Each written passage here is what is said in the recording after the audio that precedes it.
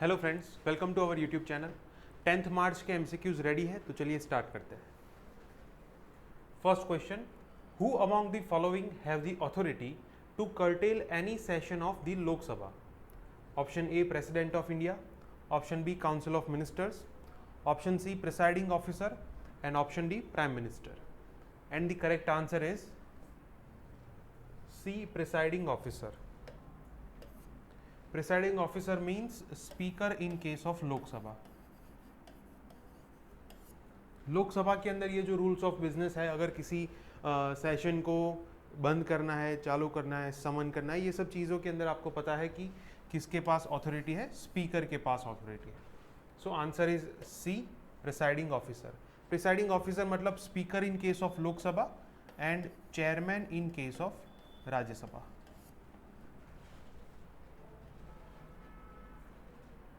सो अभी जिन स्टेट्स के अंदर असेंबली इलेक्शंस होने वाले हैं, उन स्टेट्स का ये कहना है कि इस साल का ये जो बजट सेशन है उसको कर्टेल किया जाए, ताकि हम हमारे रीजनल इश्यूज़ के ऊपर थोड़ा ध्यान दे सकें। तो इसलिए ये चीज़ जो है कल के न्यूज़पेपर के फ्रंट पेज पे था।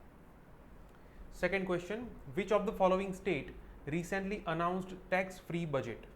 Option A Maharashtra, option B Bihar, option C Punjab and option D Madhya Pradesh.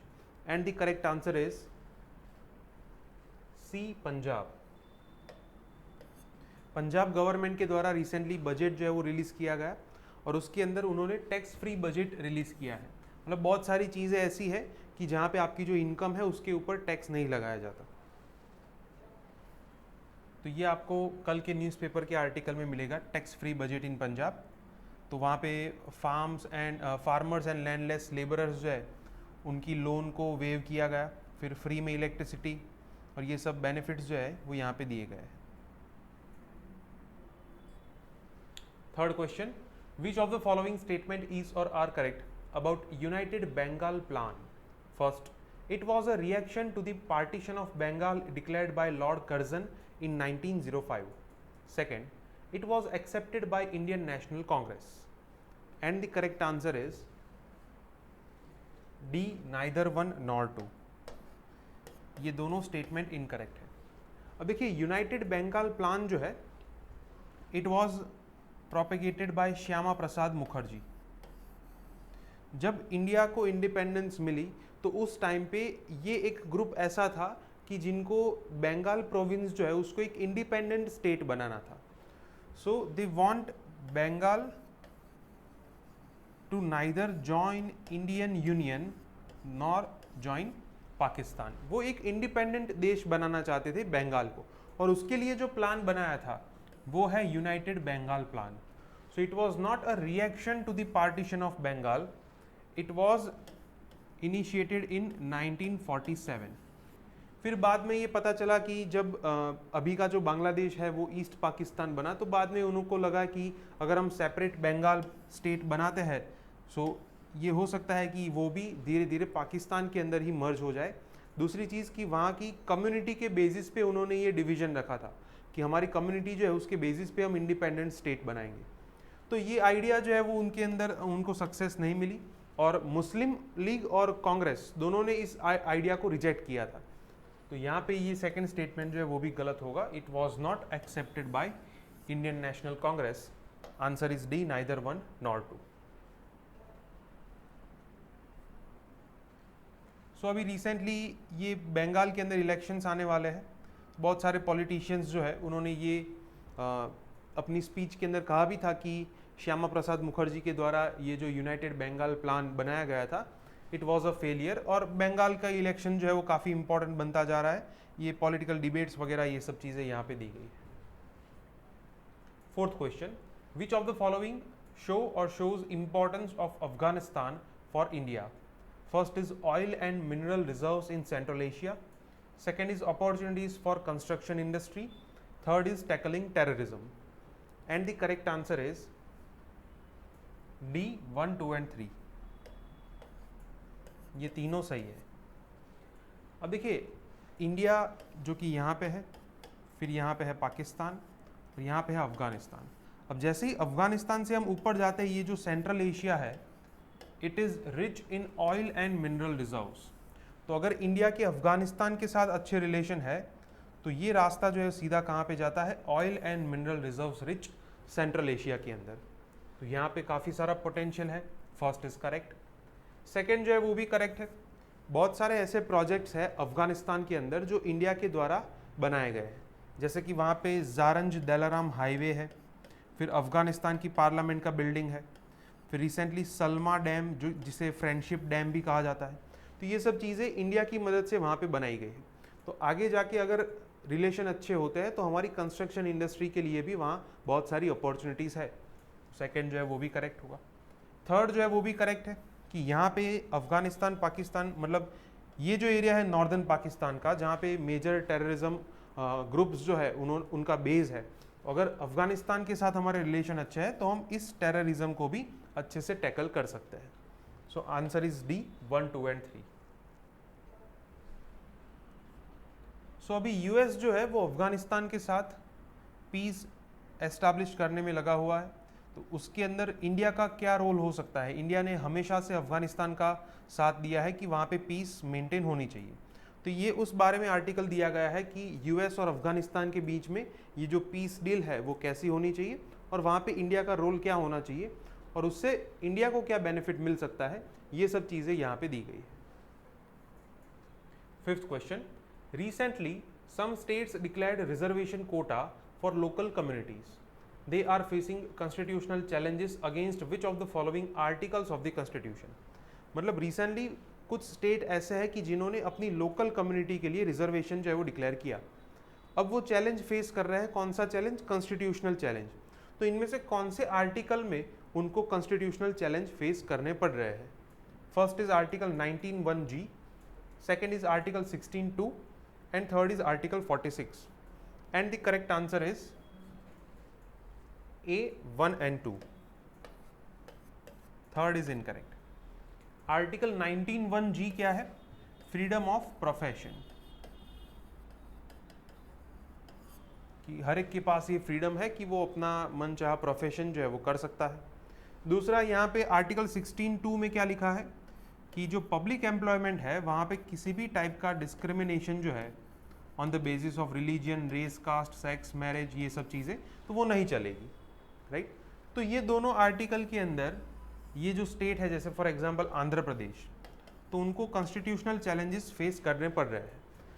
Article 46 क्या है, the state would provide for the betterment of SCs and STs, कि स्टेट जो है, गवर्नमेंट जो है वो क्या करेगी, SCs एंड ST कम्युनिटी के लिए बेटरमेंट के प्रोजेक्ट जो है वो करेगी। अब आप सबको पता है कि ये जो है वो DPSP में इन्वॉल्व है, directive principles of state policy, which is not binding upon the government. तो यहाँ पे कोई भी कॉन्स्टिट्यूशनल चैलेंज खड़े ही नहीं हो सकते।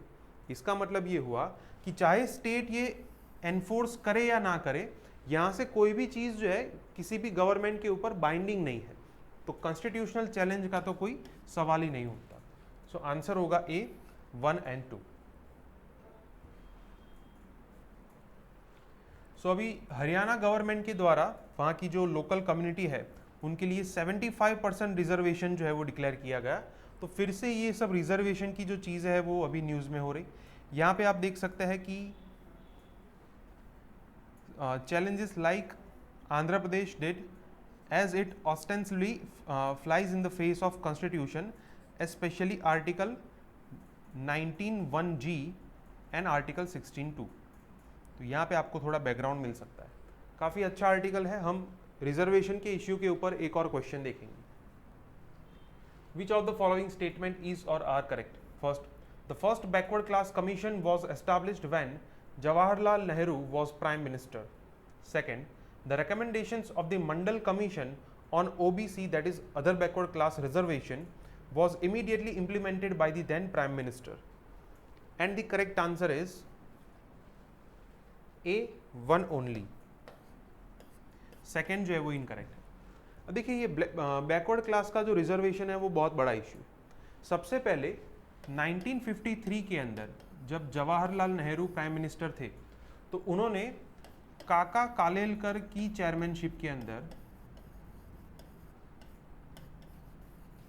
काका कालेलकर की चेयरमैनशिप के अंदर सबसे पहला बैकवर्ड क्लास कमीशन जो है वो बनाया 1953 के अंदर।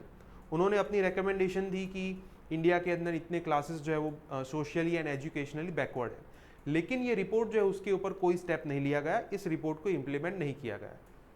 फिर उसके बाद 1979 के अंदर मोरारजी देसाई जो है वो यहाँ के प्राइम मिनिस्टर थे और उन्होंने बीपी मंडल की चेयरमैनशिप के अंदर मंडल कमीशन बनाया ऑन बैकवर्ड क्लासेस, कि मंडल कमीशन जो है वो बैकवर्ड क्लासेस के ऊपर रिपोर्ट देगा।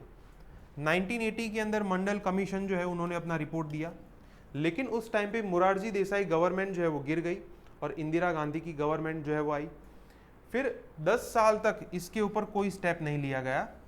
1990 के अंदर जब वीपी सिंह इंडिया के प्राइम मिनिस्टर थे तो उनके टाइम पे उन्होंने ये डिसीजन लिया कि ये जो मंडल कमीशन था उसका रिपोर्ट जो है वो लागू किया जाएगा, और फिर जाके पूरे देश में दंगे हुए और ये सब चीज़ें हुई। और फिर 1992 के अंदर इंदिरा साहनी जजमेंट के अंदर सुप्रीम कोर्ट ने बैकवर्ड क्लास कमीशन के ऊपर अपना जजमेंट सुनाया। तो यहाँ पे क्या लिखा है कि ये जो रिपोर्ट था उसकी जो रिकमेंडेशन थी वो इमीडिएटली एनफोर्स की गई, तो ये गलत होगा। 10 साल के बाद ये रिपोर्ट जो है वो इम्प्लीमेंट हुआ। So answer is A, 1 only. So ये अभी मंडल कमीशन और बैकवर्ड क्लास का रिजर्वेशन जो है वो कल काफ़ी न्यूज़ में था, फ्रंट पेज पे, जैसे मैंने आपको बताया कि सुप्रीम कोर्ट जो है उन्होंने स्टेट गवर्नमेंट को ये कहा कि आप अपनी राय दें कि ये जो 50% की लिमिट है क्या उसे एक्सटेंड की जानी चाहिए या नहीं under the exceptional circumstances. 7th question, which of the following statement is or are correct about electoral bonds? First, it is a debt instrument where the political parties pay back the donated amount to the investors with fixed amount of interest. Second, these are issued by notified banks. And third, political parties can encash these bonds only through registered accounts with Election Commission of India. And the correct answer is B, second and third. First is incorrect. अब electoral bond जो है वो कोई debt instrument नहीं है। वैसे भी आपको पता है कि पॉलिटिकल पार्टीज अगर एक बार आपके पास से पैसे ले लेंगी तो आपको वापस नहीं देने वाले। यहाँ पे क्या लिखा है कि वो क्या करता है, इन्वेस्टर जो होते हैं उनको फिक्स्ड अमाउंट ऑफ इंटरेस्ट के साथ उनके पैसे जो है वो वापस देते हैं। मेनली ये जो इलेक्टोरल बॉन्ड्स है उसका ऑब्जेक्टिव ये है कि आप बॉन्ड के थ्रू जो पॉलिटिकल पार्टीज है उनको डोनेशन दे सकते हैं। डोनेशन के अंदर कुछ आपको सामने रिटर्न नहीं मिलता, तो फर्स्ट जो है वो इनकरेक्ट होगा। सेकंड जो है वो करेक्ट है कि गवर्नमेंट के द्वारा कुछ बैंक्स को नोटिफाई किया गया है, जैसे स्टेट बैंक ऑफ इंडिया है, तो वो अभी क्या करते हैं, इस टाइप के इलेक्टोरल बॉन्ड्स को इश्यू करते हैं, जहाँ पे आप कुछ डिनोमिनेशन के अंदर बॉन्ड्स जो है वो परचेज कर सकते हैं और वो अमाउंट जो है वो किसको मिलेगी, पॉलिटिकल पार्टीज को मिलेगी। अब यहाँ पे पॉलिटिकल पार्टीज को क्या करना होगा कि उनको इलेक्शन कमीशन ऑफ इंडिया को ये बताना होगा कि उनके कौन से रजिस्टर्ड अकाउंट है और उस बैंक अकाउंट के अंदर ही पैसे जो है वो जा सकते हैं। So third is also correct, answer is B, second and third. So ये इलेक्टोरल बॉन्ड्स स्कीम जो है उसको किस तरीके से ट्रांसपेरेंटली इम्प्लीमेंट किया जाना चाहिए, तो उसके ऊपर सुप्रीम कोर्ट ने अभी तक कोई जजमेंट नहीं दिया है। तो ये इलेक्टोरल प्रोसेस को ट्रांसपेरेंट बनाने के लिए ये कल के न्यूज़पेपर में आर्टिकल दिया गया है। काफ़ी अच्छा आर्टिकल है। एक और क्वेश्चन देखेंगे। Which of the following statement is or are correct about latest rules on foreign contribution regulation act, FCRA act? First, any organization can immediately receive foreign funding once it is registered under the act.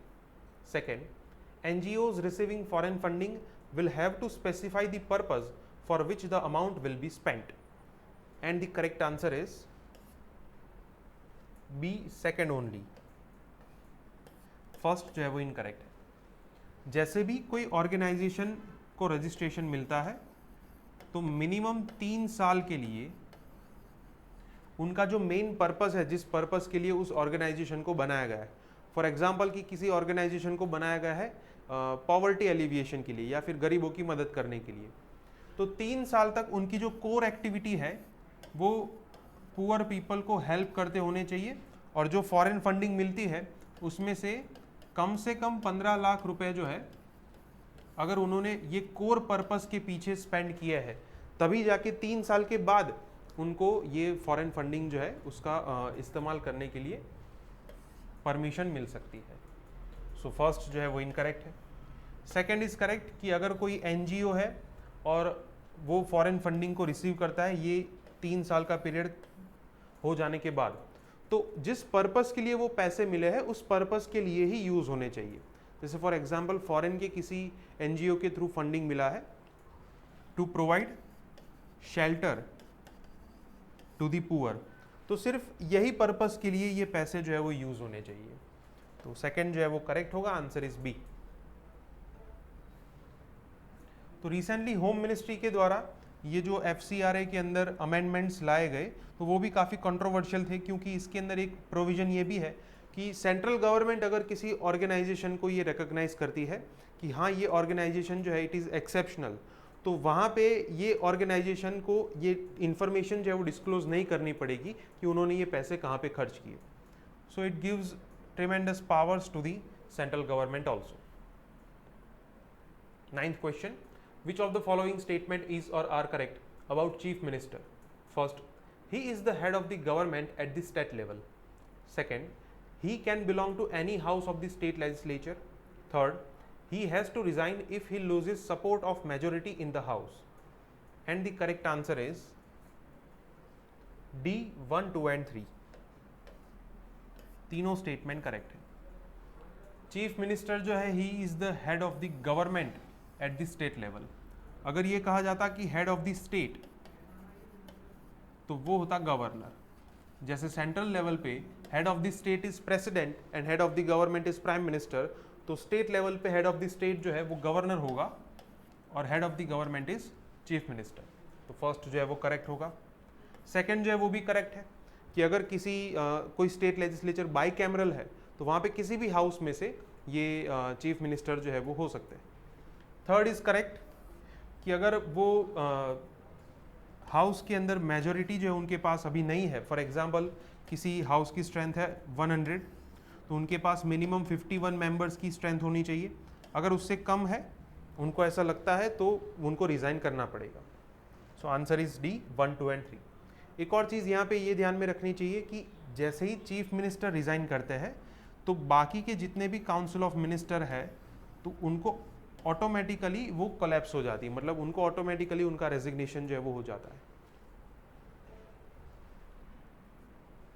सो अभी उत्तराखंड के अंदर यही situation हुई कि वहाँ के chief minister जो है उन्होंने रिज़ाइन किया है due to lack of majority in the house. तो ये आज के न्यूज़पेपर के फ्रंट पेज पे है। 10th question, which of the following statement is or are correct about Unlawful Activities Prevention Act? First, cases of UAPA has been rising along with higher conviction rate. Second, CBI is the chief enforcement agency for enforcing this act. And the correct answer is D, neither 1 nor 2. दोनों statement incorrect है। अब ये बात सही है कि इस particular act के केसेस जो है वो ईयर बाय ईयर इंक्रीज होते जा रहा है, लेकिन कन्विक्शन रेट जो है it is at mere 2%। Recently home ministry के द्वारा ये बताया गया था कि सिर्फ इसका कन्विक्शन रेट जो है वो सिर्फ 2% है। मतलब आप किसी के ऊपर आरोप लगा सकते हैं लेकिन वो साबित नहीं कर पाते। 100 में से 2 के अंदर ही आप ये आरोप जो लगाए हैं आपने उसको साबित कर पाए हैं। तो फर्स्ट जो है वो इनकरेक्ट होगा। सेकंड जो है वो भी इनकरेक्ट है। चीफ एनफोर्सिंग एजेंसी कौन सी है? National investigation agency. It is not the CBI। So answer is D, neither 1 nor 2। सो ये आज के न्यूज़पेपर के फ्रंट पेज पे है। 2019 के अंदर केसेस जो है उसके अंदर 72% इंक्रीमेंट हुआ है। तो यहाँ पे आप देख सकते हैं कि केसेस कितने रजिस्टर हुए, 1226, और यहाँ पे आप देख सकते हैं कि कितने लोगों को अरेस्ट किया गया, 1948। तो ये काफ़ी कंट्रोवर्शियल एक्ट है, इसके ऊपर जितने भी प्रोविज़न है इसके ये सब चीज़ें आपको पता होनी चाहिए। ओके फ्रेंड्स, तो आज के 10 MCQs यहाँ पे कंप्लीट होते हैं।